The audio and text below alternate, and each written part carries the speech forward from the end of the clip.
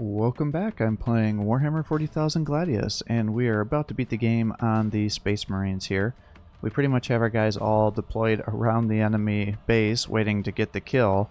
However, I need to explore some of these newer characters that we have access to through the DLC, just to give a direct comparison for people who would like to see whether it makes sense for them to purchase the DLC or not. So I am trying to get all those things unlocked here for you so I can show you what they do and see if that makes a lot of sense for you and your gameplay here.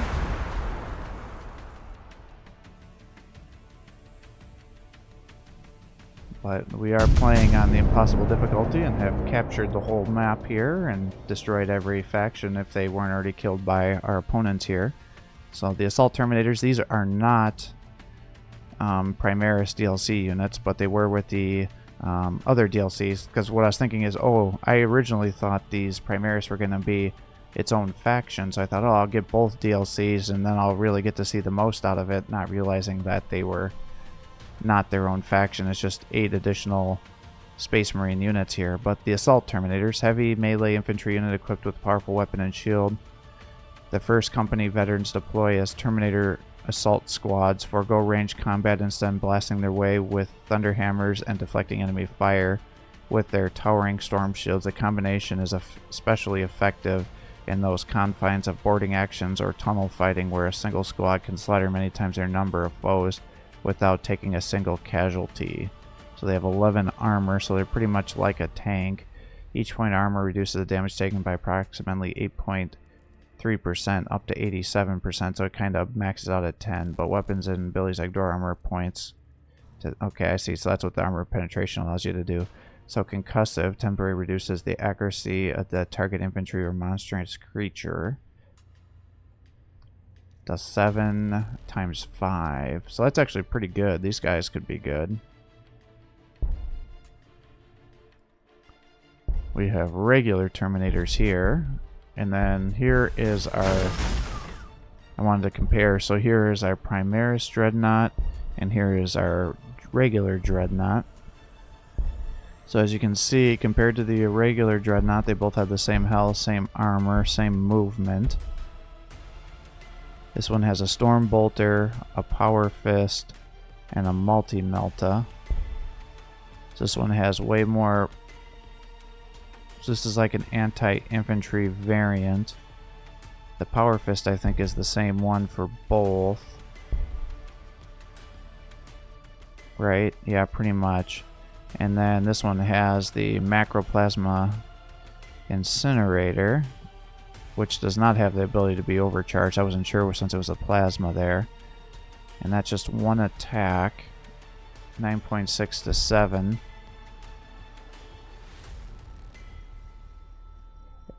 So the Multi-Melta actually has better armor piercing, but this guy has a lot more attacks with his Storm Bolters and his Gatling cannons, so he'll be much better because you'll want him to be at close range here to be able to get the double firing. So this guy will be better at killing more models, but ironically this guy will probably be better at killing heavy tier units. Oh, he does have the supercharged ability. Alright, so yeah. So this guy will be better, as we would expect, because he's several tiers higher compared to our other Dreadnought here. And he has more ranged abilities, too. So good. So this guy will be better than a regular Dreadnought, but given how long you'd have to wait for it, I don't know if it really makes much of a difference here. I'm going to just put all these guys on hold so it doesn't keep flagging us that they need to be moved as we're making our way through the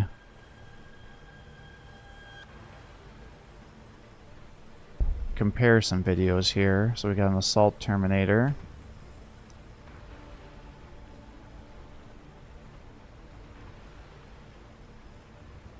Which is the one we just upgraded.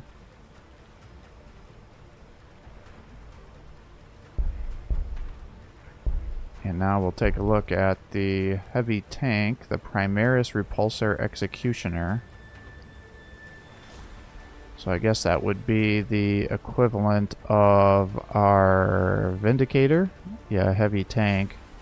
So I guess I'll have to get the tank upgrades next. That's just the assault shield for assault marines. Yeah, predator can't be the equivalent to a predator because a predator is so back. Oh, it with transport capabilities.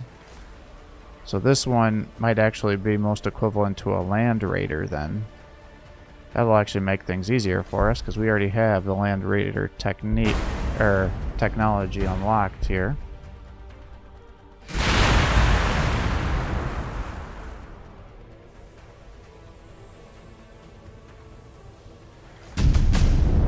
So Primaris Repulsor Executioner. Based on the Repulsor chassis, the Repulsor Executioner sacrifices some of the transport capacity to accommodate powerful turret weaponry, and even the largest battle tanks can be crippled by the beam of the heavy laser destroyer, while the incinerating blast of the macroplasma incinerator can obliterate infantry formations. Wow, he's got a lot of different attacks here. Repulsor field reduces the movement of enemies on adjacent tiles. That's kind of weird. Let's see here. We have a heavy laser destroyer. We've got a Gatling cannon. We've got the Icarus rocket pod. We've got the Stubber, which is just a basic anti-infantry weapon. We've got tin-linked heavy bolters. We've got twin-linked Icarus iron hail heavy bolters, which is again another anti-infantry weapon. Storm bolter, storm bolter. So yeah, he's like good at destroying infantry.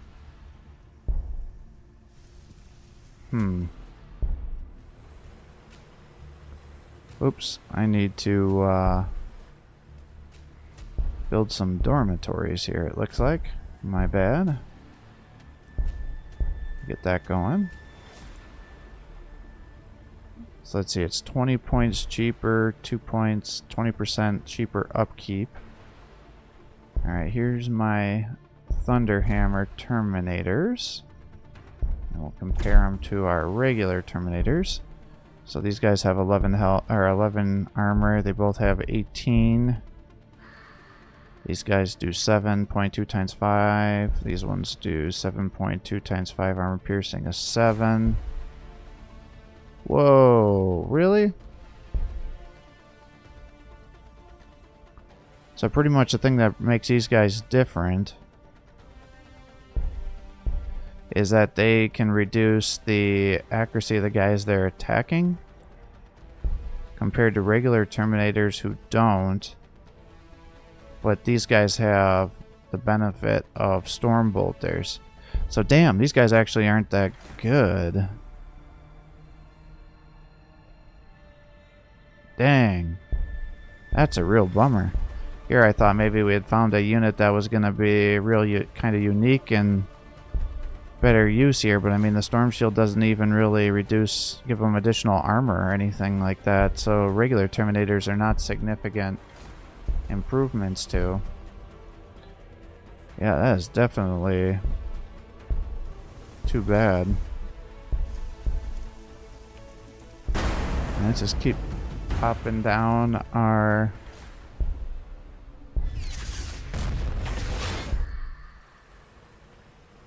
stuff here, and then next turn we'll be able to see our new unit, and I think with that that'll be the last new thing here. Yeah, because everything else I think we've upgraded and or have old versions of. Yeah, that's too bad. Well, let's just get the Vindicator, I guess. Let's see where our research is going through the roof now. I think we can unlock anything in one turn effectively. Hey, finally got a Bullgrin out. Good for him.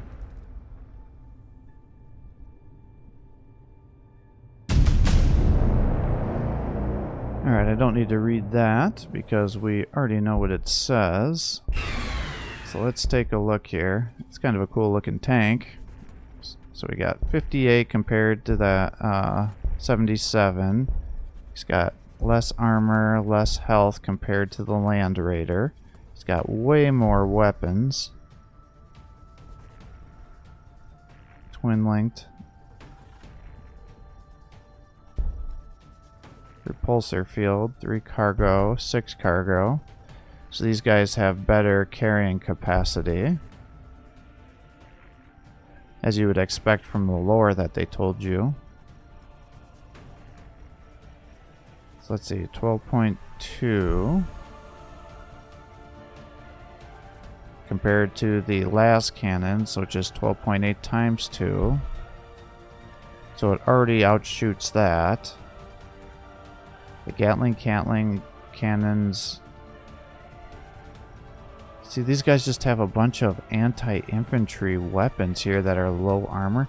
So it's like these guys are really good at taking out weak infantry if you're having a lot of issues with that, because sometimes these guys will overkill and not have enough attacks to be able to squad wipe them, whereas that's where this would come in, is it would be good at taking out, you know, like those drones and other units that were just so many model counts over here. But really, I'm not too impressed. So overall, I have to say, I think you should save your money. I don't think there's enough here with this Primaris DLC that makes it worthwhile. I mean, nothing here would be units that would change how I'd play as a Space Marine player. The big thing is they'll be a little bit better early game because their Space Marines will have a lot more health. If you like to play on the impossible difficulty like I do, all that's going to mean is you're going to be fighting impossible AI that are going to have really buffed up infantry units compared to you with all their health here. But yeah, I mean, and then in terms of the other DLC with, what was it, like the Demolition Pack or whatever like that, I didn't feel like any of those things were that impressive either when I was fighting our opponents here. You know, the Hauser is nothing special for the Imperial Guard.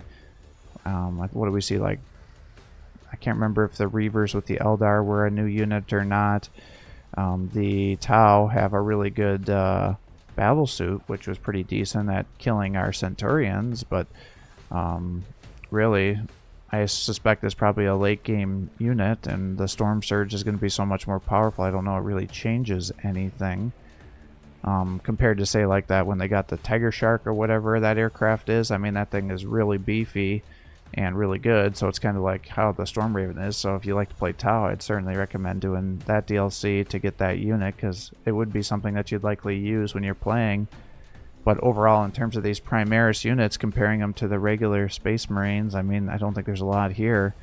I mean, yes, these guys will, some of these units will be better at taking out aircraft, which can be beneficial, but by the time you start getting Devastator, Centurion units, and your other Land Raiders, it's not as big of a deal. I mean, I guess I could see if you were playing a multiplayer having, you know, access to these intercessors early on, giving you almost double the health of the regular tactical Marines could be quite good, because then you'll still have these guys running around throwing grenades and they cost the same. But I don't know. I think I'd rather have Devastators than the Primaris Hellblasters, because these guys at least can stay from range. Now, these guys have more health, but they both have the same amount of armor, but you have to get right in their face to attack with these guys, which means they're probably going to get themselves blown up. So yeah, very strange. I mean, these guys could be good, but again, by this late in the game, I think I would rather have my regular Terminators here, because they have the melee attack and they have the Storm Bolters, which I think are going to come out to be ahead of the Plasma Exterminator. And then comparing the Assault Terminators to the regular Terminators, there's not enough unique here that I think it even makes sense to buy the DLC for these Assault Marines, or these Assault Terminators. And then, you know, the regular Dreadnought compared to the Primaris version here. I mean, this one's going to be better at doing damage against vehicles. This one's more anti-armor variant. I mean, it looks pretty cool, but Yeah, I don't know. Well, actually, no, this one probably is just overall better because you can, especially if you supercharge it. So this one probably is overall better than the regular Dreadnought. But when I'm playing here, I mean, you know, you got tier 5 here, but if you quickly rush, you know, tier 8, well, yeah, I guess that could be. Because when do you get regular Terminators is what I was trying to figure out. So you get Terminators at tier 7. So if you're doing a vehicle build, I guess doing the Redemptor Dreadnoughts would be good, but then effectively you're just looking at 2 tiers ahead, and then you're going to get this vastly superior Land Raider, which is then going to help move your troops around. Yeah, I don't know. I don't think I can make an argument that these guys are worth spending your money on. I'm quite disappointed. Like I said, I thought they were their own faction and not just units, so that was my own stupidity here. But this gives you an idea of what it is. So if this is something that you're into, you're a big fan of Gladius, and you really like the Primaris, and you want to use those units, then you can spend some money. They have a sale going on where if you're doing the bundles on Steam where you purchased all the DLC in addition to the 10% off that Slytherin's giving you get an additional 10% off when you're buying the bundle, so it'll be 20% off, so it's like $15 for the 2 DLC that they've released, the last 2 DLC I should say, and then the rest will be reduced more. You could go to like a CD key website like Kingwin and you'll probably save a few dollars compared to what you get on Steam. You just have to make sure you buy the right region. If you go online, add things to your cart, then you can add in other discount codes that are very easily to come by when you're Googling things and searching on the internet for some of the codes, so you'll probably come out ahead by buying on Kingwin over Steam if that's something, if you're really trying to min-max the amount of money that you're spending here. If you're thinking about this and you're kind of on the fence, you could probably save $3-4 comparing the two, but is that worth your time? That's up to you to decide. And now if you're new to the Gladius game completely, then I think it would make a lot of sense to go to Kingwin and then buy it at such a heavily reduced cost, because then you'll probably end up saving yourself probably $20-30 if you're buying all the DLC, because you can easily come up with discount codes for 10 to 20% off your order, and then when you're throwing in that it's already reduced probably anywhere from 10 to 15% lower than it will be during any sales on Steam, now you can start thinking about saving some pretty significant amounts of money, where then you're buying it, instead of being 20% off, it could be closer to 30, 35, if not more, because like the base game and the ones that have been on there for quite some time, those will probably be, you could probably pick those up for a few dollars, I would imagine. So keep that in mind if you're new to the Gladius and you think that's something you'd be interested in. But as you can see, the Space Marines, one of my favorite factions to play on this game when I was going through and doing a lot of these playthroughs, because I wanted to beat the quest, and then I usually do a free-for-all where it's every faction fighting against each other and conquer the map using both of those objectives, because your ending description for like your quote-unquote story or quest gives you a little different story depending on which way you win, whether it's with the quest victory or the total annihilation exterminatus objective. There's no like science victories, technology victories, anything like that like there are with, say, Civilization. It's pretty much all fighting, but that's what you would expect in the grimdark future where there's only war, right? You win by killing. If you do the quest, then you have your own situation that you have to do, and then you're just pretty much playing against a neutral faction while the other factions are still running around just kind of trying to kill everything here. But as you can see, the AI on the impossible difficulty gets major advantages over you, because the biggest thing is they don't have to worry about loyalty, and then all their units I think start out at level 5, whereas our guys are starting out at level 1, and we have significant penalties to loyalty. Now I would say that if you want to play the impossible difficulty and you're struggling, I think playing with the Space Marines is probably the easiest faction. The reason for that being is, one, you only have a single base, so it nullifies some of the loyalty penalties that you'll have to deal with. So keep that in mind. Because as you're building additional cities and towns and things like that with your other factions, each time you build one, you suffer across the globe loyalty penalties. So then you have to start spending a bunch of money trying to build up the loyalty buildings. And so you really need to make a decision. You know, where do you want to build those cities? It usually has to do about resources. Like if you get to one area that has a ton of food, then you'll have a food city, and then you'll have like an iron city and maybe an energy city. And then as you're moving across the map, you would, you know, maybe build another city like right here, and then you could start training units to start attacking because, you know, as you could tell, especially when we were going between fighting the Adeptus Sororitas, Tau, and then the Drukhari, you know, I think it took me like 30 minutes to move halfway across the map here with our forces as we were being harassed by the enemy forces, where as the Space Marines, again, don't have to worry about that because they can do the deploy ability here and just get to wherever you need to be. And then once you start getting the homing beacons and things like that with your Storm Ravens, you can even deploy and then attack on the first turn. And then the Space Marines also, as you can see, once you start getting these heroes out, you want, this is what kind of the kit I like to build out for these guys, although I typically would get rid of one of these and then get the Falchions Wing, because then I could move these guys around more to capture points and cover a lot more distance. But these guys can be incredible tanks, as you can see. I mean, he's up to 14, so effectively he's getting an 87% damage reduction. He gets an additional 50% damage reduction because he's a hero.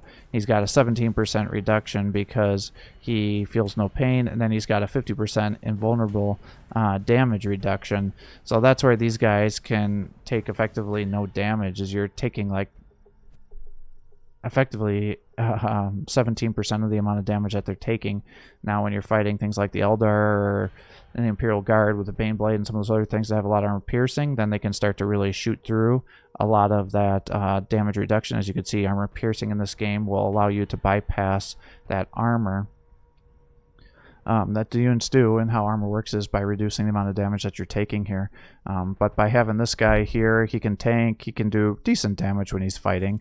And the biggest thing for him is you want to quickly get that Deeds of Glory going as fast as possible, because as you could tell early on in the game, I could not for the life of me get enough influence to keep my guys alive, which was ironic, or to expand, which is ironic because the whole corner here originally at the beginning I was really hamstrung because everything I had was for influence, and I could not get these resource nodes going. And that's what you really need to do when you're playing the Space Marines, because you want to drop these Fortresses of Redemption down on top of them to capture them, and then you'll get those global bonuses here. So like you capture this, then all of a sudden your requisition goes up by 20%.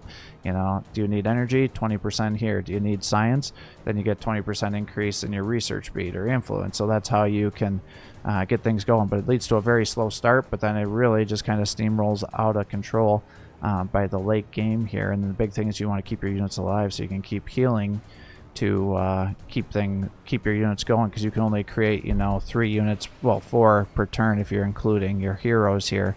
So you definitely want to keep your guys alive. So that's why you get this nice mix of healing units and repair units, and they're so strong and tanky.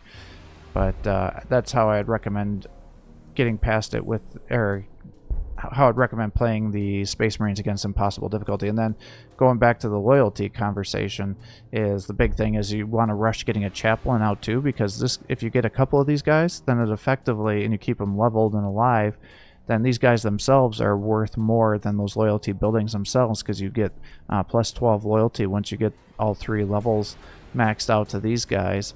And that's compared to the loyalty building, which is 6, so he's the equivalent of 2 buildings. So just keep that in mind. And then the other thing with the Space Marines is their buildings definitely have unique traits. So, you know, it's like requisition, influence, research, loyalty, population limit. So you can double dip. So you just have to plan out your city a little bit more with these guys than you would the standard faction. And then the other thing people ask me is like, how does my town grow so quickly? It's because I always try to build extra population. The more population that you have, so if this was like 70 out of 100, the population growth will be much higher than it will be than if it's like 71 to 77 here, because you can see it's 2 turns. But if I built more dormitories, then it would probably drop down to 1 population per turn, which means I can keep building a building every turn without having issues here. And that's especially because I usually like to prop down 2 of these construction orbital relays, because each one you do effectively reduces this building time by 50%. So if you build 2 in addition to the one that you start out with, you should be able to build most buildings in 1 turn. And then you have to, I usually recommend building each one of your production buildings, either getting 3 or 4 of them per building type, because then you can build almost any unit in 1 turn too, especially late game when you're having these high tier armies. You need to get them pumping out like nobody's business. The librarians I'm not a huge fan of. They do have this ability here that allows them to do 18 damage to buildings, which is not too bad. The shockwave allows them to blast down weak infantry, and the levitate allows them to get out of dangerous situations pretty easily, and then giving them the wing as well to help you get out of the situation works out pretty well. And then their big thing is the telekinetic dome, which just gives you a 50% range and vulnerability reduction, so that will significantly improve the damage your units are taking. Say when we were fighting the Tau over here, had I had one of those guys surrounded by our Centurions, that would have significantly increased their ability to survive while they were getting blown apart by those storm surges or the Drukhari, things like that. So they are good. It's just they take a lot more babysitting, because even with the armor and these other things, they still tend to get shot down a little bit more than the captain or the chaplain do, because they have more armor, and the chaplain also has the ability to heal your units. So if your apothecaries keep getting shot down, then that can help. And if your guys are getting damaged, then obviously using the morale will help as well, because if you the morale damage really affects how effective your units are in this game. So I think that's pretty much all I have to say for my tips with playing the Space Marines here. Big letdown. And then obviously once you start getting these Aquila macro cannons, you can just set up whole battle lines. And then you can also deploy them around the outskirts of town, so then when these guys are building new units, you can just shoot them down as well, because these guys do actually just as much damage as a lot of your elite tier forces, and they have 121 health. So it can actually be quite hard for your opponent to kill these, and it'll allow you to really take control of the situation here. Because I mean, you can see it's going to do 30 damage to the building here, which is a significant amount.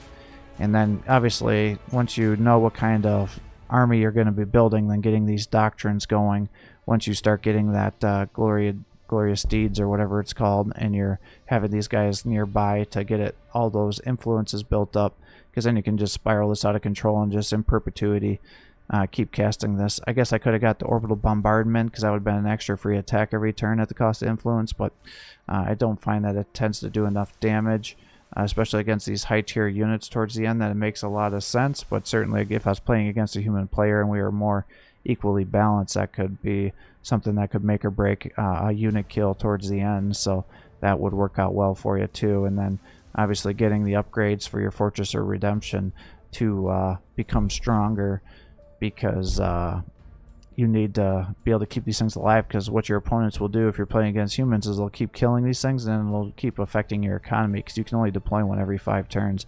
I kind of think the Aquila should have controllability kind of like the Fortress of Redemption, but maybe that would be too powerful late game.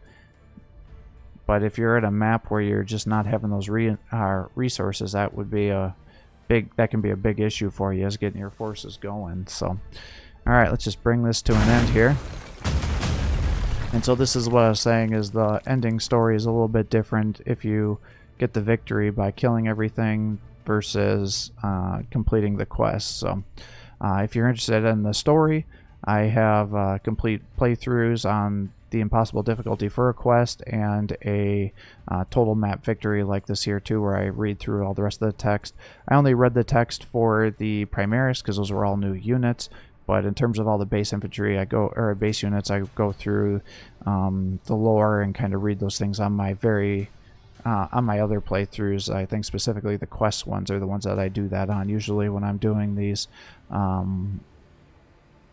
battles and campaigns where I'm doing an all or nothing, I'll sometimes lose these things, so then you have to start over, and therefore I didn't do a lot of the reading of the text on those ones, whereas the quest ones are typically quite a bit easier to win the victory there, as long as you're not getting harassed and aggroed by your opponents while you're trying to run around the map completing the quest objectives here. So those are the ones I typically read all the text. So if you're interested in the lore behind a lot of these other units, especially with all the other factions, feel free to check out my playthroughs on those other things. So let's take a look at the summary here.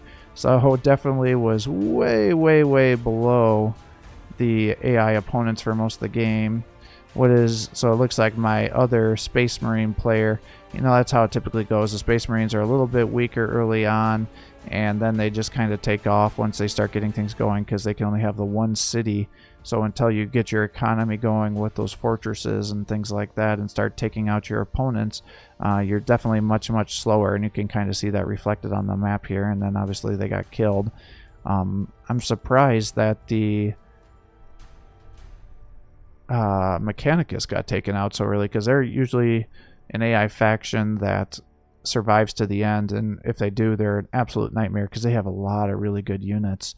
The Adeptus Sororitas were doing really, really good for most of the game until we started to attack and destroy their bases, and I suspect that's what was going on in here. And then they must have been getting into battles with the Tau up north, and then as we were killing the Adeptus Sororitas, because they were kind of equally matched here, we started attacking them and took out several of their cities. Their economy started to get destroyed. We ran away to go fight the Drukhari. Yeah, see, because here's the Drukhari here, because then we started destroying their bases, and then they just never really recovered because they were stuck in a death battle with their brethren, the Eldar here, who are definitely the strongest faction for most of the game here. And then after we started killing the Adeptus Sororitas, and the Tau were allowed to start getting stronger and stronger, because we now nullified their main opponent and really kneecapped them. But the Drukhari continued to do very well, and then I suspect what was happening is some of the Adeptus Sororitas units were also getting attacked by Drukhari as they were trying to go north to fight the Eldar. What else can we see here? I don't think I ever saw Chaos. I don't know where their forces were. I didn't see the Necrons. They were long dead. Surprisingly, they're usually all these factions tend to be pretty strong. I will say that's one thing on this game, is they did a good job where the factions do play differently, and overall that makes for a pretty good experience. It doesn't seem like there's one faction that's way, way weaker than the rest. With my playstyle, I like these super heavy, highly durable units that I can keep alive. But like I said, I think every faction here is worth playing. So if you're going to be buying this game, I would recommend the base game, and then I'd recommend buying the DLC that has the other factions, and then just looking specifically at the DLC, what each DLC has for bonus units, and seeing if that's one that you'd want. Like I said, the Devastator Centurion was a totally game changer for the Space Marine, so I'd definitely recommend buying the DLC that has that vehicle. And I think there's a couple other DLC that had some really quintessential heavy lifters for factions, because I think that's how it started out, is at first, if a faction needed to get buffed or was having some weaker situations, then a DLC unit would come out that would make it much stronger. Like the Forces of Chaos, they have the Brass Scorpion or whatever it is, and that thing is like crazy OP. Especially, and it could get really frustrating when you're playing against the Chaos late game, and they're one of the major factions, because they'll have those brass Scorpions running out, and then it's like, God, it takes your whole army to kill one, because of all their damage reduction. They do crazy amounts of damage too. So like I said, certain DLCs are much more essential, but overall I'd say skip the Primaris. Probably could skip this Demolition DLC too, I think is what the last one was, because I bought 2 of them because I didn't really see anything here that was too essential. I'm not going to play again with all these other factions just to see one additional unit. I had done that in the past, but like I said, it rarely seemed to change the gameplay substantially for the other factions. I just don't think it's worth the money. So hopefully that gives you an idea of Gladius. It was fun to come back to the game. You know, it's definitely not a bad game. As you can see from my channel, I've played many playthroughs with it. Just overall, without new factions and things, it just feels like it's kind of stagnated. The multiplayer online is definitely very fun, but it's also very frustrating. So unless you have friends or like a Discord group that you're going to be playing against, I can't really recommend it, because it seems like since this game's been out for so long, it's either there's so many people that are so experienced in this game that they're going to just totally destroy you, or people just end up rage quitting all the time, and it takes a long time to do the multiplayer matches, because I like to play with simultaneous turns because I think it leads to a lot of chaos. It really speeds up the game quite a bit, because there's nothing wrong or nothing worse than you playing for like an hour and a half and then everybody just ends up quitting when you're starting to win, or you're doing a team battle and you start winning one of the battles and their teammate quits or your teammate quits and then you're just going to lose. So I was pretty disappointed with it, but I do have a couple of online matches uploaded too that people had requested. So if you want to get an idea of what the online matches look like, take a look at my Gladius playthrough and you'll see some online matches there too to give you an idea. But like I said, overall I was kind of disappointed with the multiplayer, because again, people just tended to quit and it takes a long period of time, so it's hard to get a match going from start to finish. So thanks for watching. I hope you're enjoying these videos. If you are, please give my channel a like and subscribe. Encourage me to post more content for you. Have a great day.